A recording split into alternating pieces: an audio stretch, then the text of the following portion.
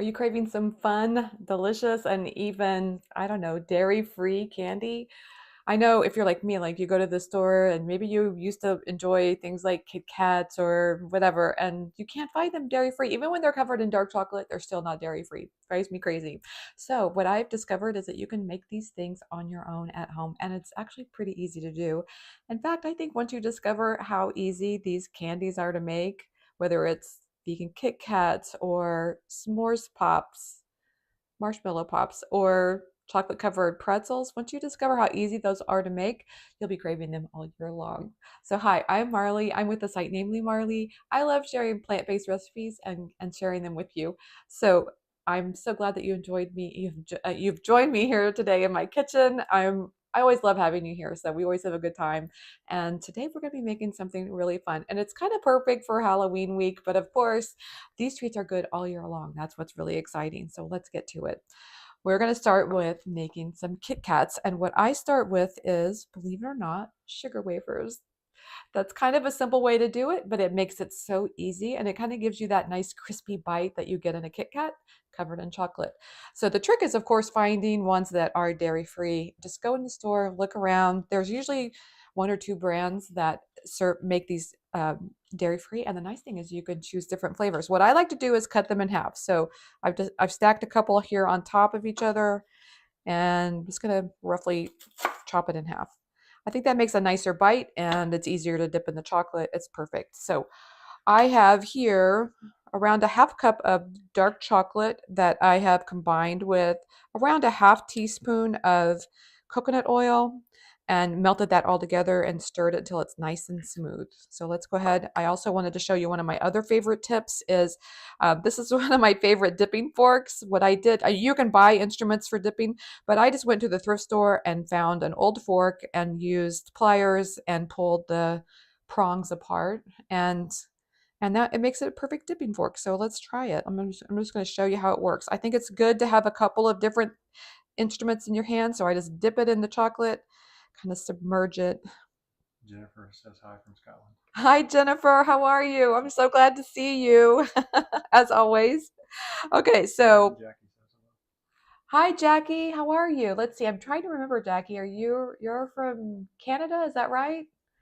Yes, I think that's right. And then, hey, James, what's going on? James says, break out the candy. Woohoo, he's ready. He's ready, always ready for candy. So once the nice thing about having these prongs nice and wide is that when you get the candy dipped in chocolate and then you can tap it and the excess chocolate will come off nice and easy. And that way you don't have a lot of excess chocolate. And so the reason I like to have a second instrument in my hand is because then I can wipe off any extra chocolate and I use that to kind of gently just kind of push it off of the fork. I sometimes like to give it a little bit of a dollop on the top while the chocolate is still wet. You can do a lot of fun things like that. So now let's do another one. We're not done yet. We've got more chocolate to be dipping. Now, one thing I find is that dark chocolate definitely dries a little bit slowly. So sometimes what I'll do is I will dip it, I'll put the parchment paper on a pan that I could then slip into the refrigerator. So that's kind of nice to do. And then, Jackie's from Texas. oh, Texas. Yes. Okay, great. Oh, that's right. I think we talked about this by email. Yes. Jackie is from Texas. Nice. Okay. So let's do this last one here, and we're just going to put this here. Now, the other thing is if you're going to do any decorations, like add sprinkles, I always like to do that while the chocolate is wet. So there we go. Those are a couple of dairy-free Kit Kat bars. Um, so delicious once that chocolate sets. Those are really good, and I love keeping them in the fridge or even the freezer, and then you get them out and they're nice crispy bite. Now I accidentally got some dark chocolate in the bowl that is intended for my white chocolate, so let me just do the honorable thing and eat that. So let's move on to chocolate covered pretzels, and I'm going to show you how I do chocolate, and I'm going to use this white chocolate. I'm using Enjoy Life. They've got a nice white chocolate that is dairy free. It's delicious. So what I'm going to do, Angela from Australia. Angela from Australia. Hi, Angela. Nice to see you. From Sydney. That's nice. For the longest time, my Siri voice was from Australia because I just enjoy that accent so much. And if you want to hear a funny story, I get these automated messages, and sometimes it would say, Namely Marley has published a post, and it would say Nemalemeli. I guess that was the Australian version of Namely Marley, Nemalemeli. I just love that. Okay, so here we go. This is around a half teaspoon. I'm adding that to around a half cup of the white chocolate. And we're just going to throw that in. I'm going to put this in the microwave for around 30 seconds. I find that the white chocolate melts much faster and it hardens quickly. Okay, so Jackie says, what brand of wafers did you find that are vegan? Oh my gosh. I don't even know what I do with the package, Jackie. It's a great question. It was on sale. I know that, and it was some kind of store brand. You know what? I'll leave a comment in the comments below, and I'll let you know what brand that was. They're good. I think they're good for dipping in chocolate. Just say it that way. Aaron has a question. Aaron Hart says, "Is vegan dark chocolate easier to work with than non-vegan?" That's a very good question. I feel like it is. It's been so long since I've worked with non-vegan chocolate, so it's difficult for me to answer that. But She meant white chocolate. oh, then white chocolate. Oh, sorry. Thank you for clarifying. Is vegan dark chocolate easier to work with than white chocolate? Is that the question? Yeah. Um, I think white chocolate is easier, although what I have found is sometimes I have to dip it a couple of times. Like when I dipped, this is just one dip, and you can see it's a nice thick coating, but sometimes I find that it's a thinner coat and I have to dip it twice. That if I want to get a nice thick, really solid color. That's what I found. But I actually find the white chocolate to be much easier to work with. I wanted to show you here. I'm just going to give that a nice stir. See, that was just 30 seconds and that white chocolate is already melting. I just love that. Whereas the dark chocolate usually takes closer to a minute, but this stuff just melts really fast and I love it. So sometimes look at that. That is just perfect. That's just ready. That is just begging to be having a pretzel in there dipped. So let's do it. I like adding the pretzels in there, and I don't have my other fork is now my wide pronged fork is got dark chocolate on it, so we can't use it again. But I guess I need to go back to the thrift store and get some more, huh? I need two for these specialty dipping purposes. So same thing. I do think it's really helpful to have a second instrument, whether it's a butter knife or another fork. These are my Chipotle forks coming in handy. So I wipe off the extra chocolate and then I just kind of scoot it off the fork like that. That way you don't get as much bleeding around the edges. We can also dip some of those in the dark chocolate. Let's do that. And bring the dark chocolate back. And let's do that. Look at that. I just think pretzels. Now, we have an informal question going on here, which is this. Does anybody really like pretzels? I mean, do you really eat pretzels? This is just what I want to know, because I think the only way we actually eat them is when they're covered in chocolate. Are we the only ones, or do you actually really like pretzels? I just need to know. Okay, let's see. Oh, Aaron says I'm not for chocolate. Okay, I see that. Okay, I'm going to wipe that off, and then I'm going to put that in here. Now, this is where things get really interesting, because once you get a couple of dark chocolate ones, I love drizzling a little bit of the white chocolate over the top, and that's why I think having both is really handy, because it looks so nice to have little drizzles of white chocolate. Here, I can show you one of these as an example. It's just nice to have those. It looks very festive and elegant, and we all want festive and elegant in our lives, don't you think? Now, typically I would wait for the chocolate to dry a little bit before I did this, but you can just see, I just get a fork and I just kind of just scatter it along the top, just like that. You can even do white on white, just the drizzles going over the top just looks so pretty, I think. We can do that over the Kit Kats too. I'm going to show you one of the Kit Kats. Just look at that. It just instantly makes something look festive. So the other thing I wanted to point out to you is that you can also add color to the white. I've just got chocolate everywhere. You can also add some color to the chocolate, which is nice. And I like using this gel.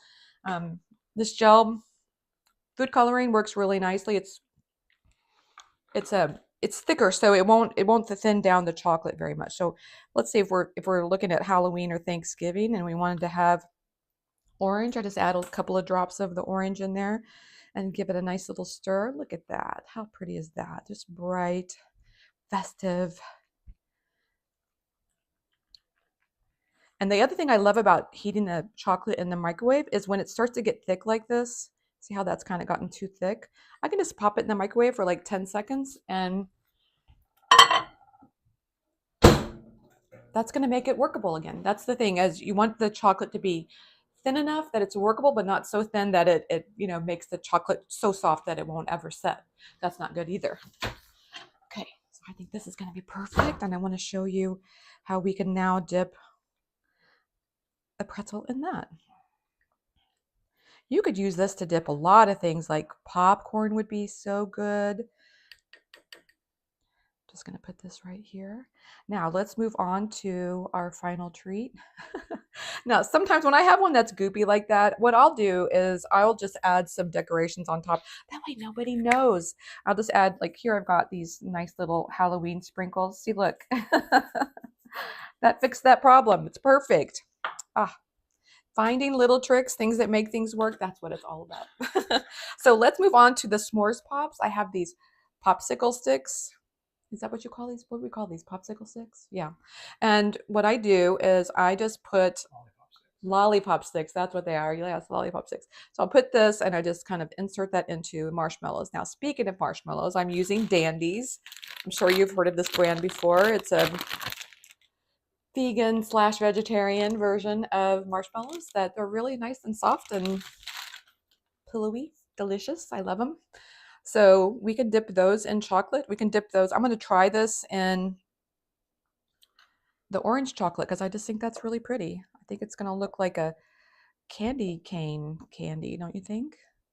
Look at that. How cute is that? Now, one of my other favorite tricks is I like to get, when I'm making pops, I like to have a glass like this and I fill it either with rice or here I've got popping corn and that way I can just put it right in here.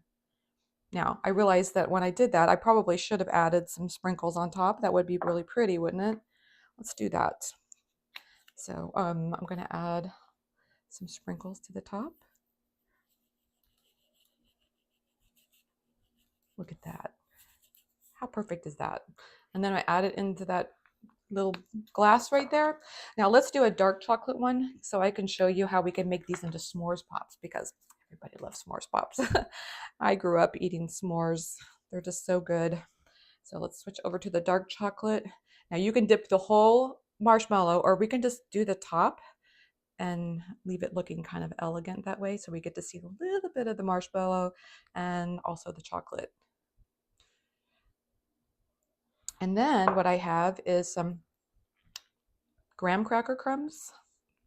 You can see I just kind of broke them into pieces and we can just lightly tap it into that and that gives it some of those graham cracker crumbs on the top. That's our s'mores pops. So I'm just going to put that in there. And the nice thing about having this is that they can sit there and they don't touch and so they don't mess each other up.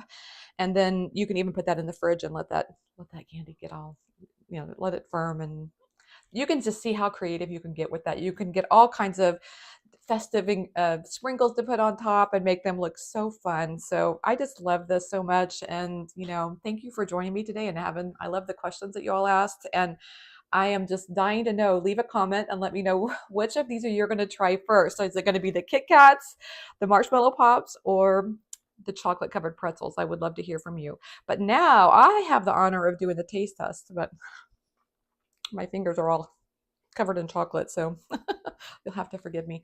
This is the Kit Kat. It's a nice little crunch. It doesn't taste exactly like a Kit Kat, but it's got that nice crispy wafer crunch in the middle, covered in chocolate. It's so good. I love it. These are just delicious. I love them. Okay, let's move on to the chocolate covered Oreos. This is like a is it Oreos? I must be like envisioning what I want to do next. Chocolate covered pretzels, and this is like my favorite day because I get to taste all these candies. The thing that's so good about chocolate covered pretzels is it's like the combination of salty and crispy and chocolate. It's so good. And then finally, marshmallow. Ah, marshmallow puffs are so good. Look at that. That is delicious. Tastes like a s'mores because it's got the chocolate, and the graham cracker, and the marshmallow. That chewy marshmallow, pillowy soft. Oh, it's so good. Love it.